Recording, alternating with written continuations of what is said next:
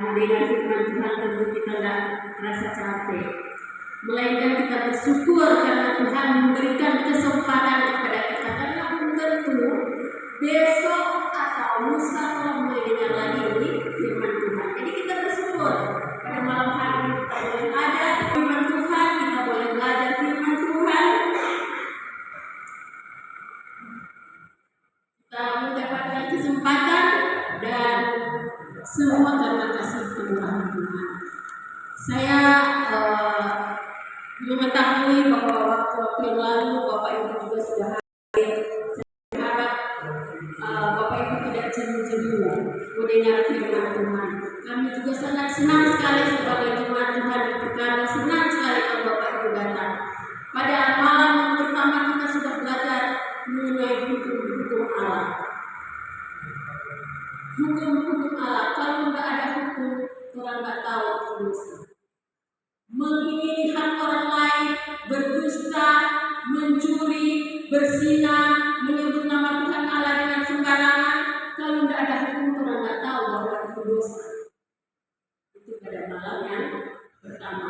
Pada malam yang kedua kita sudah mendengarkan nasihat firman Tuhan mengenai hari Sabat. 6 hari Tuhan menciptakan langit dan bumi, dan pada hari yang ke-7 Tuhan menguduskan hari Sabat. Tuhan berhenti dan segala pekerjaannya. Tuhan berhenti dan segala apa yang Dia kerjakan. Kemudian pada hari yang ke-7 Tuhan berhenti menguduskan hari itu, dan hari itu adalah hari Sabat. Pada malam hari ini kita akan belajar lagi firman Tuhan mengenai rintangan-rintangan dalam perjalanan kehidupan kita. Jalan kemana? Kalau orang berjalan kemana, kalau ada rintangan. Tentu kalau orang gereja paling itu rintangan yang ada yaitu untuk menuju ke surga. Saudara-saudara yang kasih dalam Tuhan, di dalam 1 Petrus 5 ayat 8 dikatakan, sadarlah dan berjaga-jagalah, lawan si iblis berjalan keliling sama seperti singa yang mengaum-aum mencari orang yang dapat ditelannya. Ini di 1 Petrus 5 ayat 8. Orang harus menyadari bahwa itu iblis ada di sekeliling kita, mengaum-aum mencari orang yang dapat ditelannya. Jadi kalau orang lengah sedikit atau kita lemah sedikit, itu setan punya mau. Bagaimana cara setan menelan atau menjerat manusia? Setan akan menggunakan cara yang sama sebagaimana dia menjerat Adam dan Hawa dengan kesenangan dunia. Jadi setan menawarkan hal-hal yang bikin senang orang punya pikiran, yang bikin senang orang punya hati. Kita lihat bagaimana Hawa tergoda dengan makanan Tuhan bilang jangan makan ini, tidak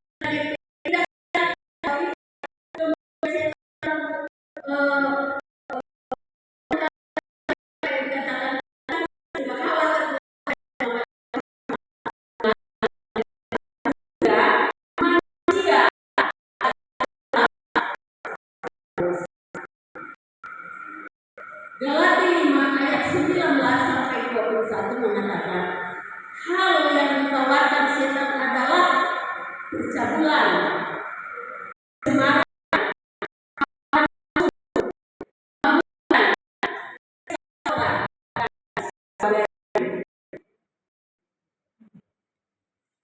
Matius 24 ayat 37 sampai 38 mengatakan, sebab sebagaimana halnya pada zamanmu, demikianlah pula halnya kelak pada kedatangan Anak Manusia. Sebab sebagaimana mereka pada zaman sebelum lahir bah itu makan dan minum dan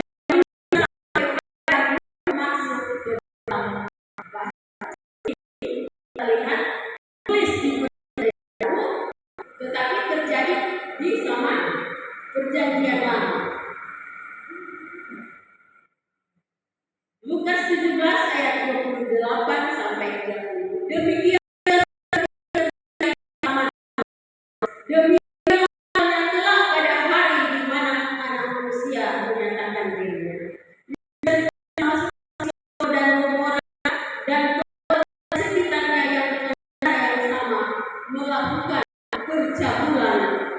mengejar kepuasan yang tidak wajar. Roma 1 ayat 26 ayat 3 sampai ayat yang ke-27 mengatakan, sebab istri-istri mereka menggantikan persetubuhan yang wajar dengan yang tak wajar.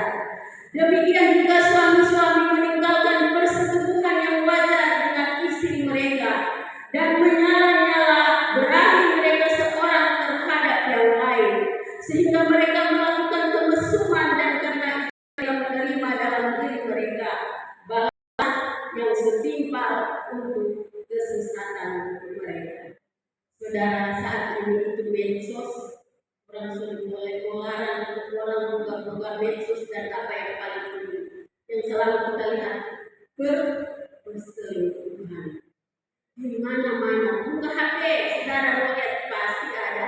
Kalau dulu orang cuma dengan Google gelap, tetapi sekarang terang orang cuma mau memuat di medsos. Orang kasih tunjuk ini kita ke suami sudah ini, kita ke istri sudah ini, dan itu juga sudah terjadi pada zaman